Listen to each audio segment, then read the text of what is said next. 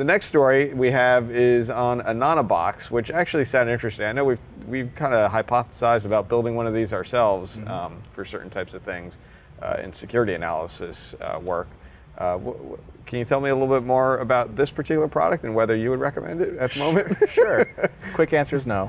I think we may have covered either this or a similar device on the show before. The idea is it's basically a tiny travel router proxy that you connect to. It connects to the internet, and all of your traffic is tunneled through Tor, which ensures that any traffic that you send through it, as long as it doesn't have any personally identifying information in it, is anonymized, which is great for people who don't want to have to set up Tor but still want to have the benefits of being anonymous on the internet. So it's kind of had a checkered past. The original version of it had some security flaws. You couldn't set your own Wi-Fi password. So they went back to the drawing board, they got new owners, and they've released some of these routers to some of the backers, and it turns out this version is not much better. You cannot set a Wi-Fi password in this version, which means all of your Wi-Fi traffic is completely in the clear.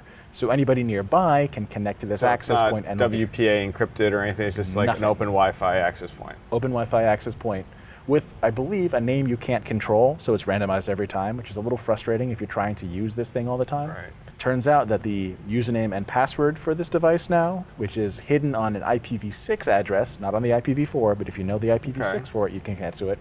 That interface as the username and password, which we're familiar with that one. Arguably worse, I think. So yeah. It seems like they haven't learned the lessons that we would expect someone who has gone through this pain before to learn. They're giving out what they're saying is a free upgrade of a new version of the device to everybody who had one of these affected routers. But basically they're saying that there's no confidence in the old version, and rightfully so. I'm a little saddened by this. I kind of want to support these sort of projects because I think I would love to have one of these of my own.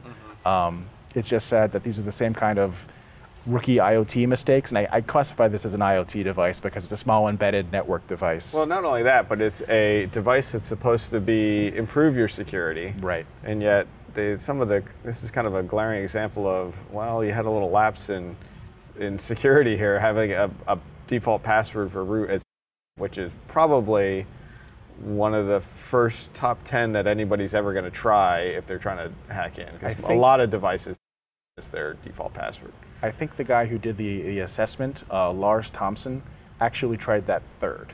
Oh, okay. So it didn't take that long. And then he also did a firmware analysis and dumped some of that stuff and made it publicly available if anybody really cares to take a look at the compiled code. Okay, but interesting. Again, I love these sorts of stories where you've got a small device that, I don't know, I got a thing for routers and switches and networking gear, so this one was pretty cool. Right. Yeah, one of the things that I find attractive about this type of device, assuming it was designed properly and didn't have all these, the few holes that they managed to find, is when you set up Tor on your PC or your Linux machine, you're not quite sure how much of that is going through Tor. So like your DNS queries might be going out through your regular DNS, and then you get the IP address, and then you make a connection to some website, but you're doing it through Tor or whatever at that point.